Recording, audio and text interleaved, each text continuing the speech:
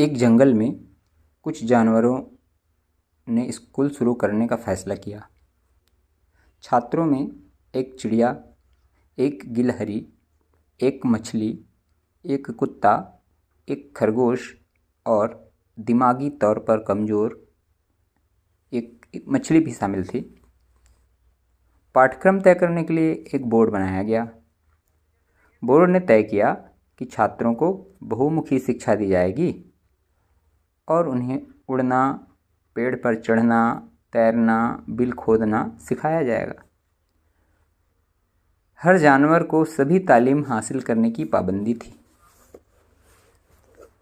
चिड़िया उड़ान भरने में माहिर थी।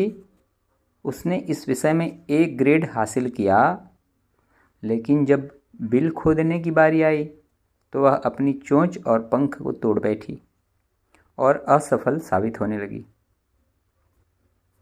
इस नाकामयाबी का उस पर ऐसा असर पड़ा कि जल्दी ही उसे उड़ान भरने में भी C ग्रेड मिलने लगा।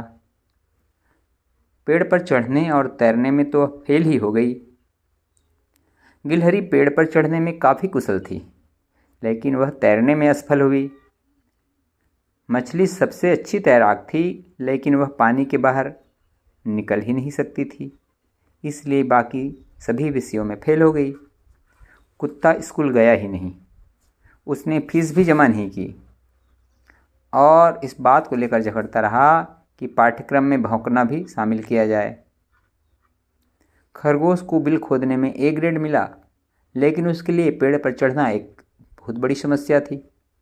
वह बार बार असफल होता रहा और एक दिन ज़मीन पर इस प्रकार बुरी तरह गिरा कि उसे ब्रेन डैमेज हो गया। वह बच तो गया, लेकिन उसके दिमाग पर ऐसा असर पड़ा कि उसे बिल खोदने में भी दिक्कत होने लगी और उसे इस विषय में भी C ग्रेड मिलने लगा। आखिरकार दिमागी तौर पर बीमार मछली को, जिसने हर काम आधे अधूरे ढंग से किया था, कक्षा का सबसे उत्तम छात्र घोषित कर दिया गया। बोर्ड खुश था कि हर छात्र को बहुमुखी शिक्षा मिल रही थी।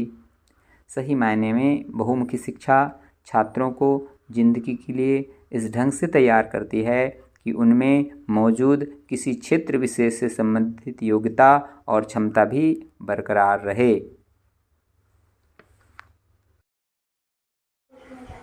चला संगी चला।